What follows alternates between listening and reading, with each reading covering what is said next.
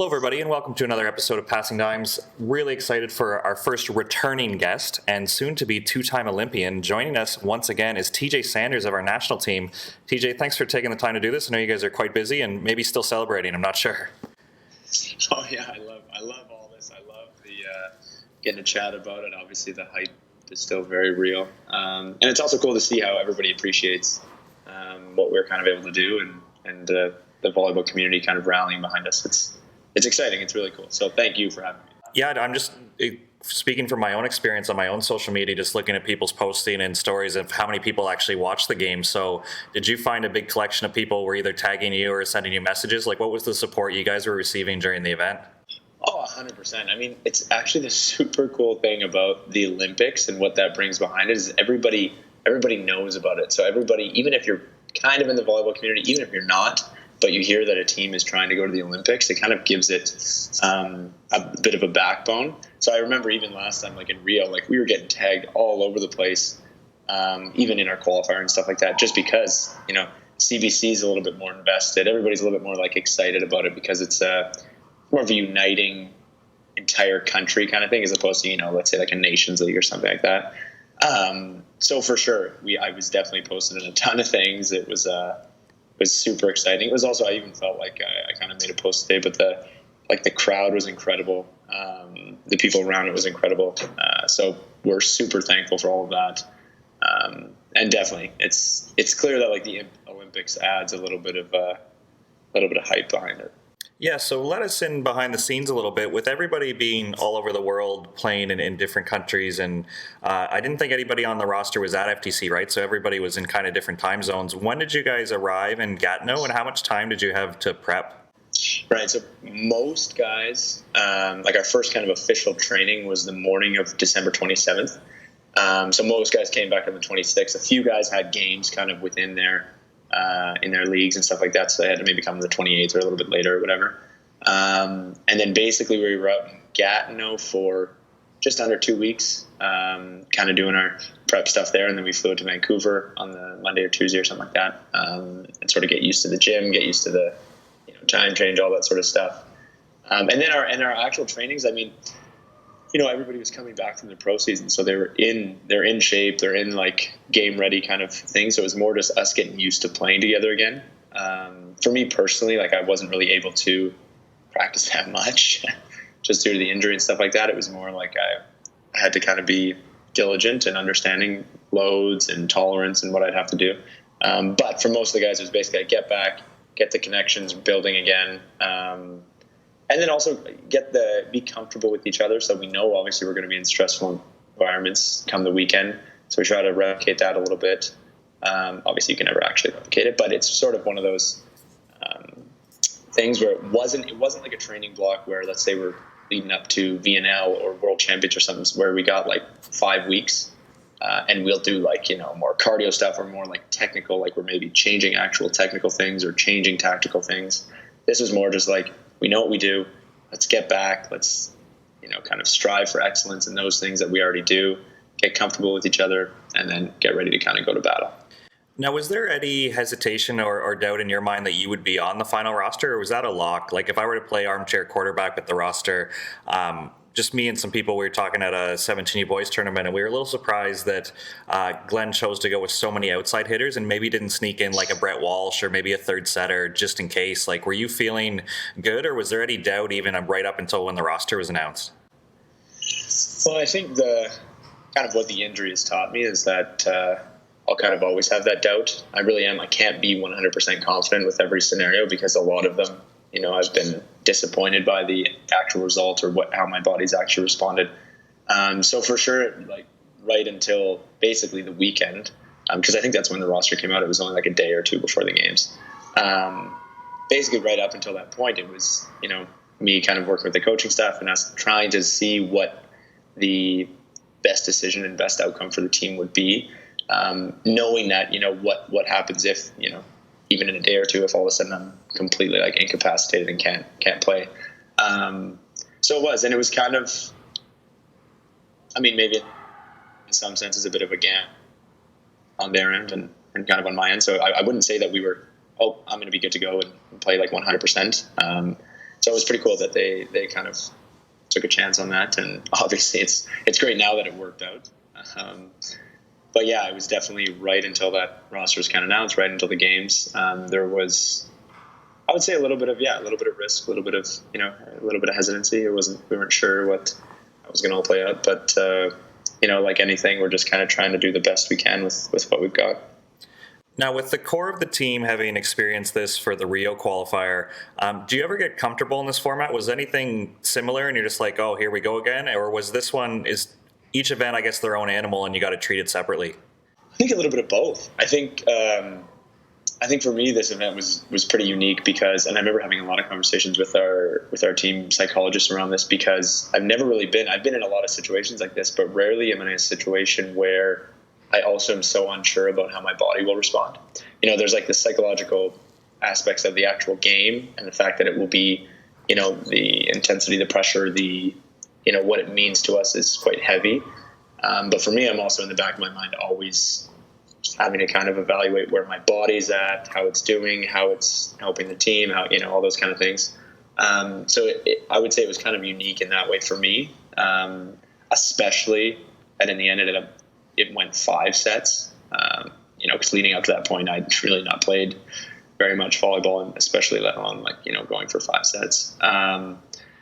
So I would say it's one of those funny things, like the fact that this tournament was very unique. The fact that it was in Vancouver, the fact that, the fans were great, the fact that all these different things made it very unique, but also you can't deny that the fact that we were there in Edmonton, that we were there in Japan, that we were there in China, it kind of gives you a little bit more of an understanding of the feelings and emotions that are going to kind of run through your head and stuff like that. It's not going to give you the answers, but the fact that you've done it before can lead to a little bit more composure and all that kind of stuff. And I would like to emphasize that the coaching staff did a great job as well, just because they were quite tame in their response to it. I mean, in the past, there's been a lot of, we need to go to the Olympics. Everybody wants it so bad that sometimes when you put that emphasis, it can almost work against you a little bit. And I felt that they were very much open-minded in the sense of, yes, we all want to go. But really that's it. Us putting more pressure on it is only going to, in that 5th set, then all of a sudden we're going to feel the weight of that pressure, when it was a little bit more relaxed than maybe it has been in times past, which allowed us to play a little bit freer in bigger moments. But definitely it's something that I can't, experiences, it gives you a confidence, right? There's a confidence that comes behind it when you've been in the situation so many times. But like I said, for me personally, the situation was quite unique. So even I was really trying to work with the coaching staff, with everyone kind of there, so that I would be confident in my game, knowing that I would be going in high pressure situations, because I haven't really played that much volleyball over the last 17, 18 months. So it was unique in a lot of ways, but there's no denying that you're going to get some confidence from the experience that we have in these past events. Yeah, definitely. Can you think of any examples that either the squad did or you did on your own? Because to me, if you go down 0-2 and there's no right thing to say in that timeout, right? There's not this secret sauce that Glenn all of a sudden gives this Disney-like speech and the team starts firing back. To me, it's got to be a lot of that's got to be done in the preparation, right? So what was the mood when you guys went down 0-2, and kind of what was the prep work that you guys maybe anchored to kind of right the ship and get right back into it? Yeah, you know what? I think this goes back a little bit to all the guys that were there in Edmonton 4 years ago. The game kind of had a similar feel. Maybe it wasn't going. I feel like the Edmonton game, it took 10 minutes in my brain. I played so fast, and it was we were gone. This one maybe didn't have that aspect to it, but it definitely had a lot of the same things where felt a little bit maybe helpless out there. But I think the one positive thing that all of us would kind of hold on to as well is we weren't really playing bad. You could tell we weren't playing up to our high end, just by the fact of you could tell we were a little bit excited. There's a lot of weight behind the game, but we weren't doing anything poorly. It's not like we couldn't make a serve, or it's not like we couldn't stop one of their players. It's not like we could. So the vibe was very much just keep doing what we're doing. We'll get more comfortable. The crowd will get behind us when we start a run, all those kind of things. And there's a lot of games, and I've played a lot of games where you might have that philosophy or outlook, but then nothing changes, and Cuba would win the third set and it's over. And that's just kind of the reality of sport. But fortunately, a few of our guys kind of got hot, started swinging big swings. We started, playing a little bit more of a finesse game with them as opposed to trying to beat them kind of at their own style of game. But obviously, and the prep work, it's funny. Like, obviously, we do have a sports psychologist to try and understand moments like that. But then it comes back to the emphasis of the Olympics. I think we all want to go there bad enough that, we're not going to lose any energy in that moment. We're not going to lose sight of what we actually want to accomplish. And although we're down 0-2, there is still a chance, like, the game isn't over. And I think it was very important for us in that third set to basically stomp them, because it kind of that confidence or that understanding that if we keep doing what we're doing, we could still come back and win this game. So yeah, there's constant prep work, both intentionally and both just experientially. And then in those moments, it was basically like, hey, like, we don't have to do anything different. They got a few good breaks. We didn't really play up to our level. Let's just have faith that we can play up to a higher level. And then, when that third set started and we started to kind of roll a little bit, that kind of set the tone for the rest of the game. Nice. And what tips would you give to some of our younger athletes that listen about either the next man up attitude or even benefiting from the double sub? Like, you and Jay went back and forth a little bit.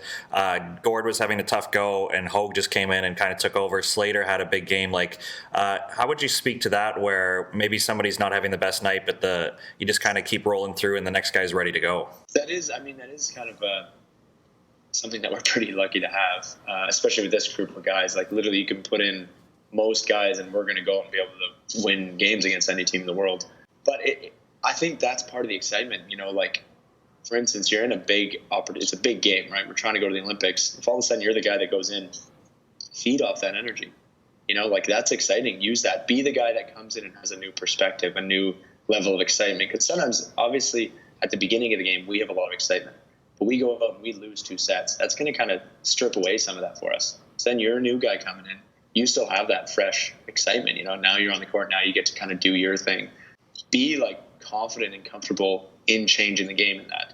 It's even something like, if I get subbed in or something happens like that, I want it to make an impact. I don't want to come in and the whole vibe of the game just continues along how it was, because typically you're getting subbed in to change something. Even if it is a double sub, you're going in for a different look to maybe throw the other team off or to do something that you do really well. So be confident in the fact that you can go in and change the momentum of the game. That's what volleyball is, right? It's just a game of swings and momentum and energy. And if you can play a part in manipulating that a little bit, use it to your advantage. Now, you maybe don't have to tip your hand because we'll probably see them again at more meaningful tournaments, but how would you say you guys prep for a team like Cuba with, obviously, Simone comes back, and if there's a country in the world that has a 19-year-old that we've never heard of that's legit, it's probably Cuba or Brazil, right? So what did Lionel do, or what did Glenn do to kind of prep you for maybe some guys who weren't familiar but were definitely contenders? Yeah, I think that was a tough thing. That's why... I guess all of us, we always kind of think like, oh yeah, coaching would be great. It's super cool. It's like a different vibe, all that stuff. It's really neat. But those guys were working literally like 24 hours a day. It was nuts. They're trying to get game tape from their pro teams. They're trying to get, anything that they could find from random other matches. Sometimes it's not easy to find those things. They played Chile a little bit before. They're trying to break all that stuff down. But the one thing that we do know is that even all these new players and all that stuff is that they are Cuban and will be playing a Cuban style of play. These guys aren't going to come out and start throwing balls or wiping or, tipping or cutting shots, whatever. They're going to go, they're going to touch super high. They're going to swing super hard. They're going to swing cross court and high and deep. We kind of know these things. That's just what works well for them. So they're going to keep kind of emphasizing that. So there was definitely a lot of prep, but the fortunate thing is we've played Cuba as a country so many times over the last few years that we don't have to be prepared for something unexpected. There might be a guy that's a little bit higher, maybe hits a little bit harder, maybe hits a little bit sharper, but those things are just that's the ebbs and flows of volleyball, Now, I do want to pick your brain, and if you have a funny story, go for it. I'm obviously not making fun of him. I just thought it was a cool situation. In the fifth set, we reverse the double sub, but we leave Shawan on to serve. So you're kind of standing in the box, and there's no setter on the court. And obviously, Shawan puts enough service pressure on them that it didn't come up. But who's setting in that situation if we do get a dig? That's a pretty good question. Not being on the court, I don't think I couldn't really hear who they were talking about. But I don't know. I don't know who's going to be swinging. I don't know who's going to be setting. I think we've got a pretty beastly lineup out there, and I think that's part of the role too. It's like, hey, show's back to the line, swing. You know what I mean? Like, don't feel like you have to hold back, because sometimes you're in that moment. It's, I don't know what it was, 12-9 or 13-9 or something. It's like you just want to put the ball in and give us a chance to play. But in certain situations, your efficiency will go up if you're taking higher risk. And so that's why those last two serves where he just bombed, it's like, okay, good, he's comfortable enough to now kind of swing for it. And I mean, in this game, especially with Cuba, like, they're going to take big swings. Long rallies are unlikely, especially a long rally where the ball is going to be dug to a setter. It's most likely going to be a high ball set anyway. So I'm really not sure who is going to be out there setting, but kind of wish it happened. No, it was awesome to see like a gamble like that pay off. No, we were just joking at home, being like, if the ball comes back, what are we going to do? But it didn't come up, so that's fine. You mentioned like the Olympics isn't something you guys put a lot of emphasis on because it puts a little bit of a pressure, or it might change people's attention or energy. But now that you've booked the ticket, what does the prep look like for that? Like, is it open-ended and now we're talking about pressure and expectations and playing against the best teams in the world, or is the mood change at all and it's just keep doing what you're doing? Yeah, I think the one thing about now kind of booking the ticket and making it there is it kind of relieves some of that pressure. Because a tournament like this, like a tournament like, for instance, like World Championships, there's so many games you have to play against so many good teams that you have to like consistently be performing. When a tournament like this, it's only 12 teams. There are a few world ranking wise are a little bit, potentially weaker. So the fact that we made it, I would say we'll probably take a similar approach to what we did last time, where it's basically we're going to give everything we got and have no expectation and kind of see what comes out of it. I think that paid off quite well last time. And, we know that we can beat every team in the world. We've beaten every team there. So I think it'll be a pretty relaxed, like, enjoy the ride, let the hype kind of, because that's the thing, you're going into a tournament like that, the adrenaline that you're going to feel is going to be enough to really get you through anything. So it's not like you have to build it up or do something different or plan accordingly. Definitely the coaching staff and everything will be managing loads at a certain point. We'll play 5 games, like day on, day off, which can be kind of heavy. And then if we move through, it's like kind of 6 or 7 games in a short stint. So that will have to be managed. That will be a little bit unique. But you know what? We're all going to be excited when we come back from, or I guess when they come back from the pro seasons, and we'll do what we always do. We've done it for a long time. Now, other than the external you talked about, does the level of play step up because it is the Olympics, or is it really who can handle the distractions? Like, does anybody really ramp it up compared to like a VNL or World Championships? Like, in your experience at the last one, is it kind of like everybody is who they are, but you just got to manage, your home country supporting you, there's international media, there's international fans. Like, is that the biggest difference? Yeah, I think it's one of those things where just because of the added influence, like the added adrenaline, the added excitement, some players will play above their level. You're going to be that excited. Maybe one guy just goes unconscious and you can't stop him. The same thing with teams in general. But also, that being said, you're right. The added pressure will then, some teams maybe will be a little bit less efficient, or some teams will struggle a little bit more because of that. I do think, though, the one thing about the Olympics is, sometimes VNL, certain players won't travel, or, maybe they'll be like kind of battling somewhat of an injury, or et cetera, at the Olympics. Like, all the best players will be there. All of them will be playing like every point that they can play. So there will be definitely that behind it. And then it's I would almost say it's just like kind of a harmony of those two aspects that you said. And it's just trying to create a comfortability or at least like a confidence with our group that we can kind of use the adrenaline to our advantage, as opposed to the pressure kind of coming down on us a little bit too hard. Now, just to circle back about one of your earlier comments, you did mention that at training, you guys like to recreate some stressful environments. And obviously, it's hard to recreate exactly what a game feels like. But what do the coaching staff or players like to do to kind of mimic that maybe our club coaches could start to incorporate into their training? I think a big thing with that is just expectation. And I think it's really easy for us because when we come back from our pro teams, we're so excited to be back together, and we're excited about whatever like the next kind of tournament or adventure is, that the energy that is put towards expectation is easy to find. But that's it. First of all, like, nobody will not be going for balls or making the extra plays or doing things like that. But then there's also like the cognitive expectation. If you keep making a bad read or you keep making a bad move, we will let you know, players, coaches, everyone, and I think in doing that, all of a sudden that's always replicating stress. If you make one false move and everybody in the gym knows it, you're then stressed about not making that wrong move, which then obviously in a big moment will kind of play out in a certain way. Obviously, yeah, you can't replicate the actual excitement. Like the adrenaline won't be behind it, but the stress or pressure might be able to, look something like it. But yeah, that being said, I think, and that's what I've noticed every time I go to my pro teams, the expectation is much different. You're there, you're kind of getting a paycheck, you're playing, and then you're there to win games. Like practices don't maybe mean as much, or the intensity isn't as quite high. But yet, then we come back and we're playing for our country, and all of a sudden it's like day one, everybody's kind of loud, we're screaming, we're making plays, we're doing things, even in our, Tuesday morning trainings. So that's something that's been pretty consistent with my time with the national team, especially relative to my time overseas. And I think in doing that, then, when you get on the court, we're still responding the same way. We're still being loud and talking to each other, and you almost kind of, for me anyway, I basically just try and forget about anything externally in those moments, and it's easy to when there's so much activity, unless that external thing is going to benefit me.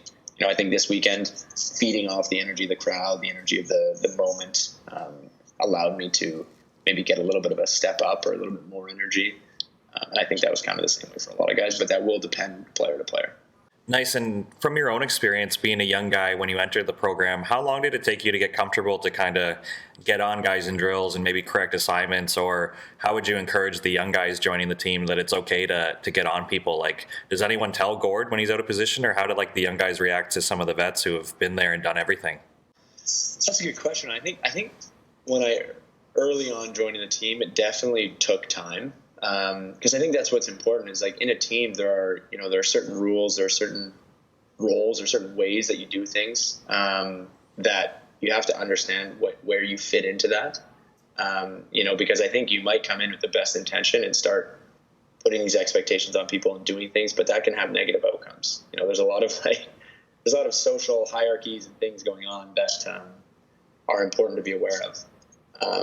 So it's actually interesting to kind of spin it a little bit. But now that I'm one of the older guys, it's also interesting because I'm sure other guys or coaches or whatever might not feel as free to say something to me as they might have 6 years ago. So it's trying to also for me to reflect and see what things I can do differently or how I can be more approachable kind of in those scenarios. Because, any athlete for their entire career will always have a lot of things to work on. Will still make the wrong move sometimes or the wrong decision. But it is something that, when somebody's proved that over and over, they have the right intention behind their decision making, you get to trust that. When if you're a newer guy, we might not know what your intention is. If you're not going for a ball, what's the reason there? If you're not making the right read, what's the reason there?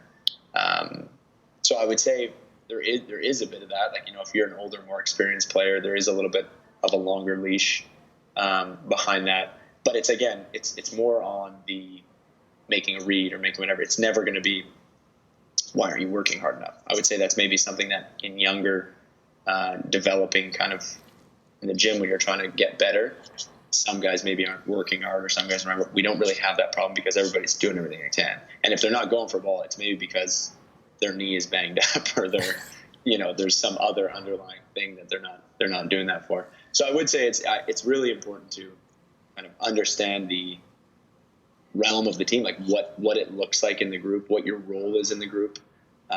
It's really important if you're a veteran guy to be open to certain criticisms.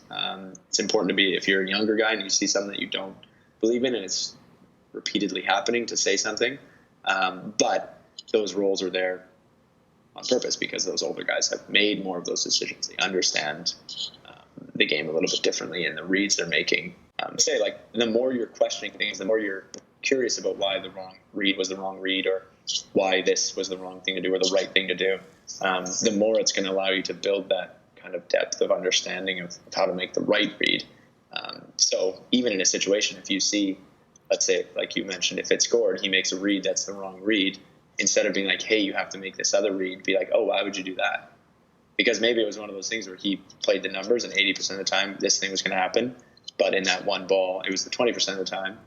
And that's just a conversation that will help you as a young player understand it a little bit better. Amazing. Yeah. Thank you for sharing. That's definitely some great takeaways for any athletes and coaches listening. I just want to follow up with one question more about the qualifier. We've talked about how great the crowd was.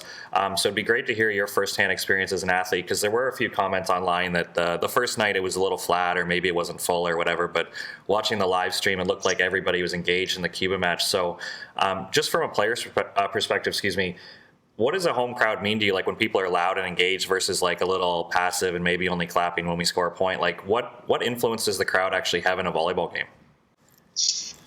Well, yeah. I think to start off, one thing is we've always had trouble playing at home. It's obvious if you look at our kind of success and things like that at home versus, if we were playing this game in Puerto Rico where, there was no external things that we had to worry about, like our family getting tickets or people enjoying the game, or obviously knowing that after the game you're going to see a bunch of people. Although these are like kind of minor small things, they add up, and then all of a sudden your focus might be kind of in the wrong direction. But I think the one thing that was cool about this event was, well, a few things. First of all, in those first two sets against Cuba, we didn't really give the crowd much to cheer for. Cuba kind of went up early in both of them, and it was always kind of us playing catch up without incredible plays. So the crowd wasn't going nuts early on, but you could kind of feel that they wanted that. So then when the third set kind of started, and we beat up on them pretty good, the crowd starts really getting into it. But then where the crowd played a role is I think at that fourth and fifth set, like you could tell that Cuba was only getting more and more defeated, and we were actually getting more energy. We were becoming more efficient as the game got closer to the end. And I think a huge factor that has to be the fact that everybody was just like screaming. We had Go Canada chants. We had kind of everything you could think of. I think for the Friday game, I would understand. Like I wasn't really expecting a crazy crowd. So the fact that everybody kind of showed up on Saturday and really helped us kind of get that victory was crucial. I mean, if it would have went in 3, it would have had the crowd would have had a different effect than it going 5, and you could see Cuba get tired, and you could see us kind of light up a little bit and kind of feed off that. I think that was huge for us. Awesome. Yeah, thanks for that. So what I thought was exciting was you're sticking around the Vancouver area. I believe you're in Langley right now. How did the invitation to go join Trinity for a couple practices come to be? Yeah, so I've always had a pretty good relationship with Ben. I've also, there's so many Trinity guys on our team, so that kind of channel is pretty natural. But when I actually went out, I went to watch, who was it with? Or I went to watch Trinity because obviously I know Eric Lepke pretty well. He's been with us for a little bit, and I just wanted to go see how he's doing and chat a little bit. And at the game, I just was chatting with the coaches after, and just sort of came up like, hey, would you consider kind of coming and hanging out and helping us out a little bit? And we kind of came to an agreement, and it was like, sweet, looking forward to it. And then, yeah, so I'll be out in Langley until Sunday. We'll have some meetings here and there, and I'll be helping out the setters. They obviously have 2 really high-level younger setters, Derek with the B team and Matthias with the junior team. So obviously our national team is pretty invested in those 2 guys, and I think it'll be pretty cool for all of us to kind of sit in a room and start chatting and start trying to understand each other's point of views and kind of try and learn something. And then, yeah, I'll be doing what I can, and it's pretty cool. I mean, for me, my brain maybe sometimes like obnoxiously can kind of just spiral off in volleyball tangents and trying to understand things and the highest level and all that sort of stuff. And I think Ken sort of recognized that and was like, hey, can we channel that and throw you in a room and just kind of get you to look at our team and see what you kind of see. And so I'm really grateful for the opportunity to kind of work with them and learn a thing or two. And I hope they can benefit from it as well. So you've been around high-level programs, like you spent a year at Manitoba, you're around McMaster, you're with the national team. Is there anything that's common across all those programs now that you've seen what Trinity does behind closed doors, or is there anything that stands out that they may do special that you really admire what Ben Joe's got going on there? It's one thing that struck me as quite interesting. I don't know if this like directly answers the question, but like Dave and Ben and Glenn and a lot of other kind of coaches is they make such it's a real culture that they're creating. It's rarely the actual, technical insights that are making huge differences. Not that they're like coming up short in any of those ways, but it's just, I feel like one thing I noticed, I just had written it on my kind of clipboard yesterday when I was at the practice, was in like an asterisk, I just wrote language down. And they really have their own language on how to describe certain things. Like with our national team and our systems, we have so many ways of explaining things and talking about things, so that language doesn't get in the way. We're not having to explain what the words mean that we're saying. Everybody knows what, these different kind of phrases would mean, like what an overload with the X, Y, and Z kind of scenario would be. And I noticed Ben using very specific language with their guys, and all of them obviously nodding and understanding, like basically code. And it was the exact same thing with Master. And I think that is super important if you're looking for any sort of longevity or long-term progress or development, is to build kind of the foundation of the culture. Like, it has to come from there. You can't come from having a few good players, because obviously in collegiate sports, like, there's going to be turnover. And then obviously with us on the national team, there's going to be injuries or guys getting old or that kind of thing. So I think in building that culture, it's very obvious that all those coaches are very intentional with that and very creative with how they do that. So I was like kind of fascinated by that. It kind of excited me. I was like, wow, okay, obviously if you're looking to create a program, you have to create that first and understand what you actually value and what you want into that culture and that language and how you get everybody on board. But that being said, it's very obvious that high performance is kind of synonymous as it goes throughout the country. Like, I would say things are quite similar in all those different kind of areas. Nice. And with getting a chance to work in practice with Matthias and Derek, we recently had Derek up on the show, and honestly, it was just ask a question and get out of the way and just listen to him talk, because it was so fascinating to hear how he sees the game. And hopefully we'll get Matthias on the show eventually too. But what makes both of them so special? Because you're right, they're both very good. Seeing them in practice and what they do every day, what makes them so good and what makes them so special? Yeah, that's interesting. I think they're obviously both great athletes. Their touch is very good. Their ability to understand the game is good.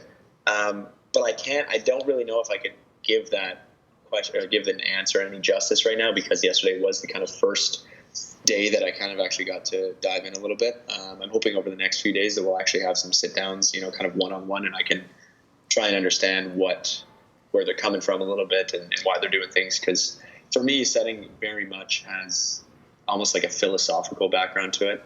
Of course you can understand how to run the perfect game in hindsight, but how can you understand how to run that in the moment or prior to the moment? So I'm curious to see where they are in that developmental scope. But it's obvious that they're very talented. They clearly have bright futures. I'm excited.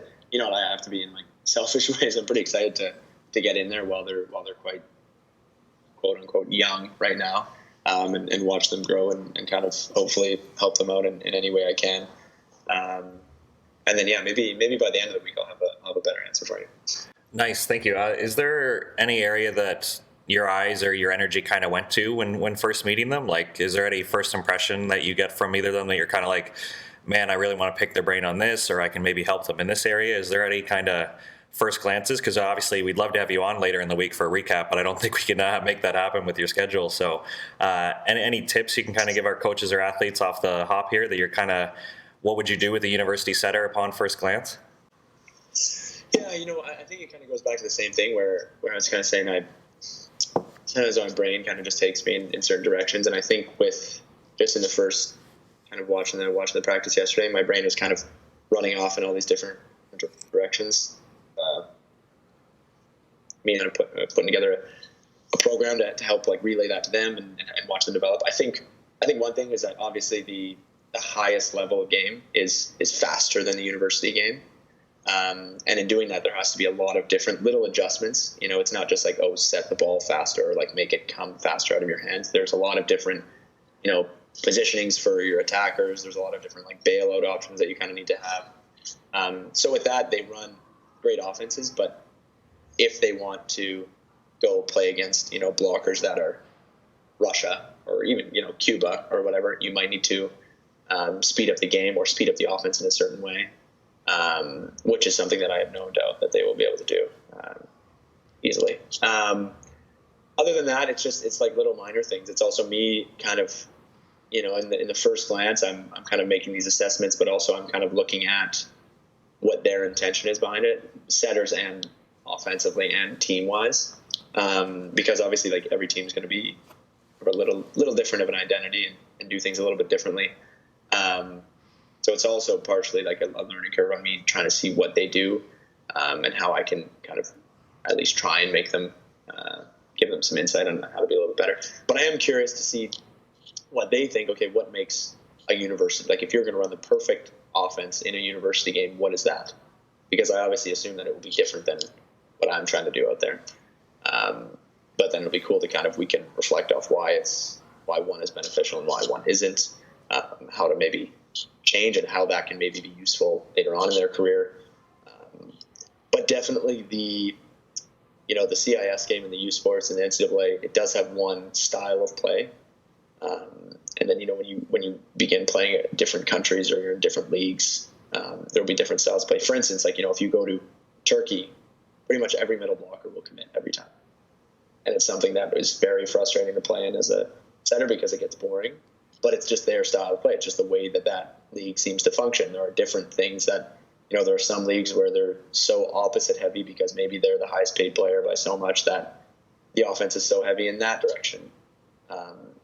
So I guess if you look at it from kind of my perspective, I've been bouncing around in these different environments where they've been in kind of a similar environment for so long. So it's cool that they have that insight because they maybe understand how to perfect that. But it will be also interesting to see how we can maybe just kind of open their understanding to how to do those things a little bit, because there will be times when they're faced with such a unique blocking system or a unique, you're playing a team like Japan where the average height is 190, then you're playing Cuba who's got Simone in the middle, then you're playing Russia, then you're playing Brazil, then you're playing, these are very different strategies in blocking systems and stuff like that. Really no idea if that answered the question. No, definitely very helpful. Thank you. But I just started talking. No, that's awesome. Thank you. So what's next for you? When do you have to report back to your club? Yeah, so with my club in Poland, we came to a decision to not continue the contract because my back was kind of acting up. And in that moment, it was sort of, I didn't know how long I would have to be out for. I didn't know if that when I came back, if I would be fully healthy. And I thought it was just kind of in both of our best interests to part ways. They ended up signing a new center. So I won't be playing professionally for the second half.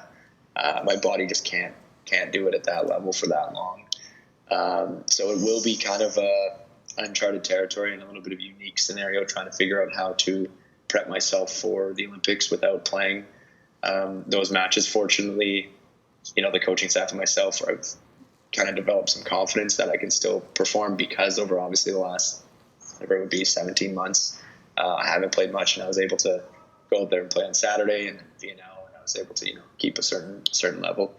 But it will be interesting. There'll be a lot of tweaking and load management and things like that over the next kind of whatever it is, 5 months or something like that.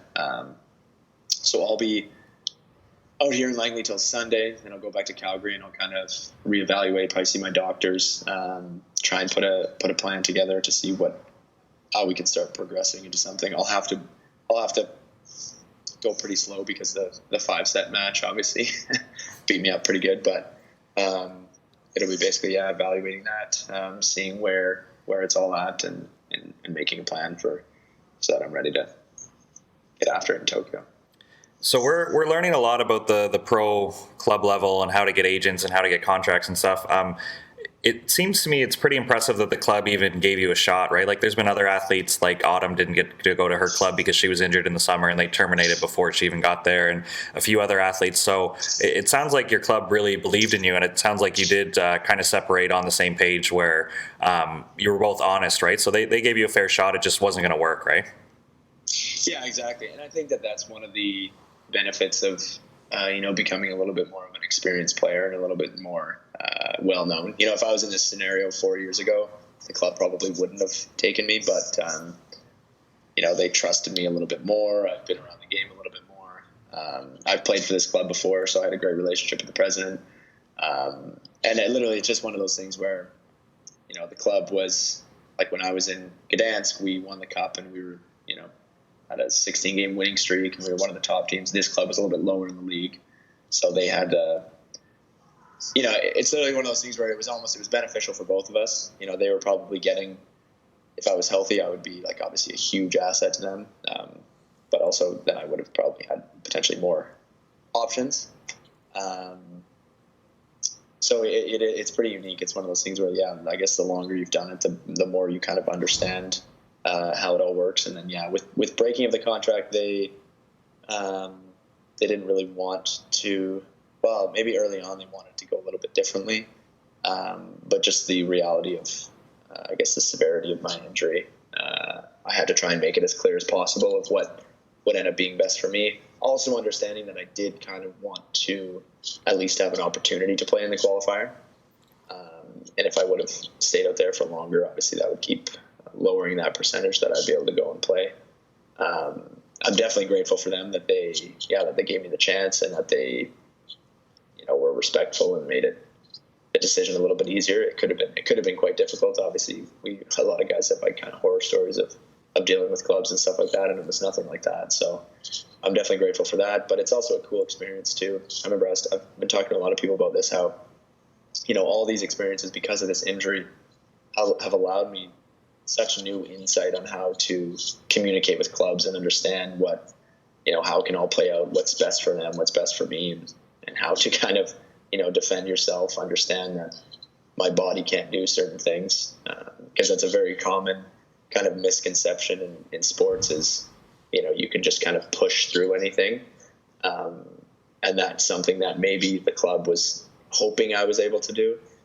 But obviously just from my experience throughout this injury and how it's changed my career and life and all those kind of things, I have to be a little bit more conscious about, quote unquote, pushing through things and what it will do if I push. If I decide to go play Saturday, I'm maybe pushing through something, but that might have consequences. Am I willing to handle or deal with those consequences? If I go and I stay in Poland for longer, am I willing to deal with the potential consequences? But it's definitely cool. It's cool to be, been around the block a little bit and have a lot of guys that have had pretty much every experience in the book over there. It definitely makes it a little bit easier to, have some confidence in yourself and stand up for yourself and then, kind of do what you think is right and what's best for everyone. Wow, that's amazing. Yeah, thanks for the detail and sharing that, because I find in Canada we're always learning about what overseas life is like, and I think it's good to see that both sides were respectful and you just didn't get tossed to the side, and it was actually a conversation and a lot of honesty going back, which is good to see.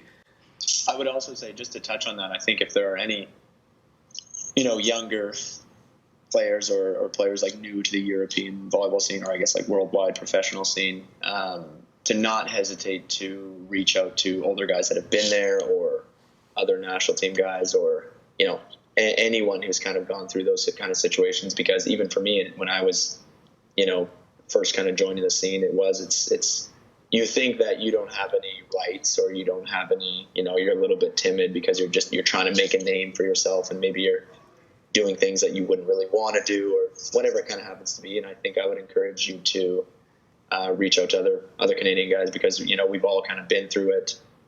We obviously don't want you to be taken advantage of or things to not go well for you. And I think it's literally that like kind of background gives you a little bit of confidence. Like for me, going into a room now with a president and the coaching staff and management and talking about money or decision making or things like that versus me 7 years ago, I'm gonna be able to voice myself a little bit differently now.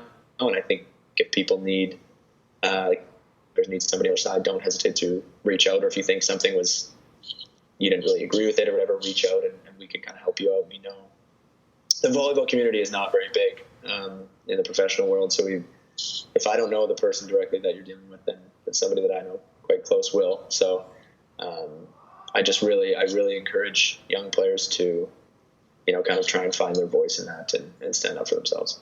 Do you have any more stories from the road? Your last one about social media in Iran, the translations was hilarious. So I don't know if you have any fun stories from the road, maybe, then we can wrap up with. So other stories, okay, let's try and think about.